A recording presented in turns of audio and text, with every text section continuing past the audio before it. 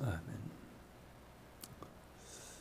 19장은 1절에서 말씀하신 것처럼 애굽, 이집트에 대한 하나님의 경고의 메시지입니다. 그게 두 단락으로 나눠지는데 먼저 1절서부터 15절은 하나님께서 애굽을 치셔서 애굽이 영적으로나 국가적으로 무력하게 될 것임을 말씀하고 있습니다. 1절에서 여호와께서 빠른 구름을 타고 애굽에 임하시리니라고 했는데 이는 하나님의 주권적인 심판을 뜻합니다.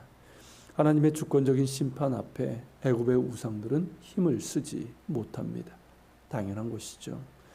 사람이 만든 죽은 우상이 무엇을 할 수 있겠습니까? 우상을 숭배하는 사람들은 자신들이 섬기는 신이 그 어떠한 응답도 없고 무기력하다고 느낄 때 극도의 두려움에 빠지고 맙니다.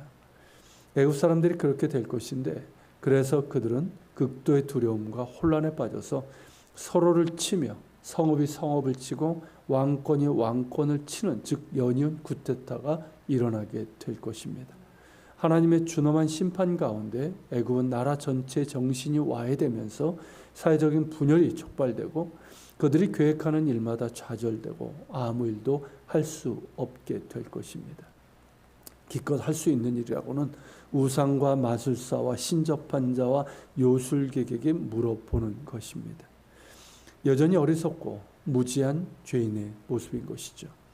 결국 나라는 잔인한 주인, 곧 포악한 왕의 수중에 떨어지게 될 것입니다. 4절에서 언급한 잔인한 주인, 포악한 왕이 누구인가에 대해서는 지난 시간에 나누었던 것처럼 주전 715년에 애굽까지 점령해서 25왕조를 연 에티오피아의 피안키, 그리고 그 후 아수르, 바벨론과 바사의 연이은 침공과 정복을 가리키는 것으로 볼 수 있습니다. 한때 근동의 최강자임을 자랑했던 애굽이 계속된 침공과 정복을 받으면서 국가적으로 몰락하여 무기력한 신사가 될 것임을 말씀하신 것인데 실제로 그렇게 됩니다. 에티오피아, 아수르, 바벨론과 바사, 곧 페르시아의 침공과 정복은 물론 그 이후에도 알렉산더에 의해 점령되면서 헬라 제국의 하나인 프톨레미 왕조의 지배를 받게 됩니다. 그 찬란했던 애굽의 역사와 문화는 과거의 영광이요 기억이 되고 말 것입니다. 나라가 이 모양이 경제적으로도 와해되고 마는데 애굽을 풍요롭게 했던 나일강과 지중해 경제는 와해되고 특별히 나일강이 주던 그 풍요롭던 농업과 어업도 쇠퇴하고 말 것입니다. 애굽은 아마를 재배하여 세마포를 짜는 기술로 유명했는데 악화된 상황은 모든 분야에 영향을 끼쳐서 이 제조업의 붕괴를 초래하게 될 것이고 또 실업자들이 넘치게 될 것입니다. 이런 가운데 정치와 행정을 맡은 자들은 계속해서 어리석은 판단을 합니다. 시대의 징후를 읽지 못하고 백성을 오도할 뿐입니다. 결국 애굽은 마치 술에 취한 자가 토하면서 비틀거리며 가는 것처럼 매사에 잘못된 길로 가게 될 것이며 애굽의 머리든 꼬리든 즉 높은 자나 낮은 자나 똑같이 애굽의 문제를 해결할 힘이 없습니다. 이것이 하나님의 심판입니다. 이런 메시지가 유다에게 촉구하는 것은 애굽을 의지하지 말라는 것입니다. 이 예언의 메시지가 선포되었을 때는 애굽이 반아수르 동맹의 배후에 있을 때였습니다. 아수르의 위협에 직면한 나라들에 대해서 우리를 의지하면 아수르로부터 보호를 받을 것이라고 제안을 했고 여러 나라들이 애굽을 믿고 반아수르 동맹을 맺었습니다. 유다 역시 애굽과의 동맹을 통해서 아수르의 멍에를 벗어버리고 나라의 주권을 되찾는 그런 수단으로 활용하려는 유혹이 있었습니다. 실제로 여러 왕들이 이에 대한 유혹에 노출이 되었습니다. 이에 대한 기록이 뒤에 나오는데 이사야는 애굽과의 동맹은 절대 도움이 되지 않고 도리어 재앙을 불러올 것임을 알았기에 단호하게 반대를 했습니다.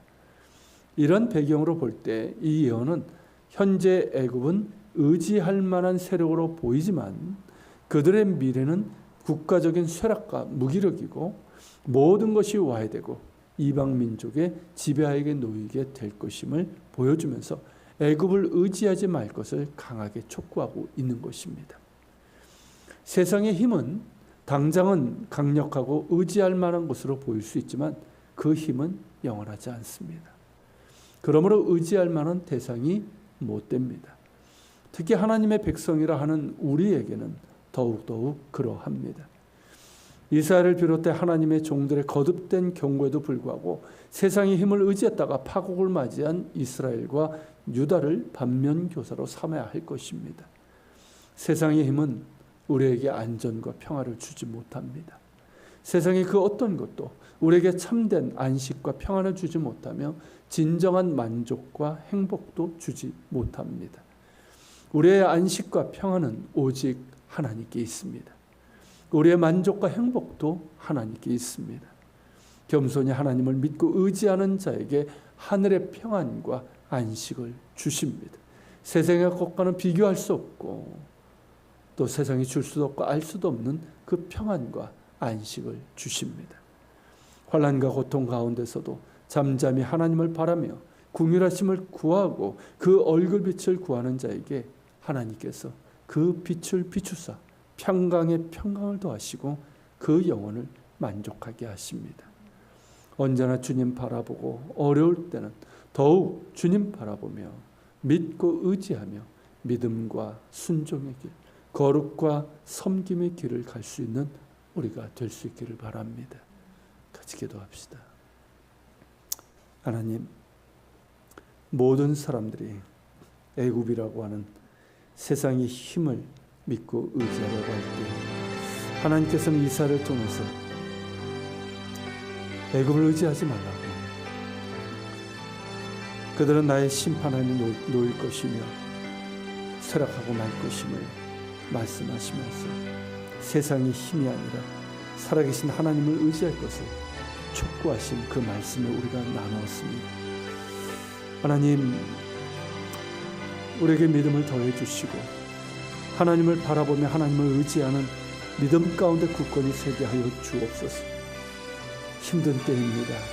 우리의 인생에서도 그렇고 이런 때에 하나님, 우리가 흔들려 세상의 힘을, 세상의 것들을 의지하지 않게 하여 주시고 살아계신 하나님을 바라며 하나님의 긍휼하심을 구하고 주의 얼굴빛을 구하는 가운데 주님께서 주시는 참된 평강과 안식을 누리며 그렇게 하나님 굳건히 믿음 안에 서서 나아갈 수 있도록 붙들어 주시옵소서. 같이 기도하며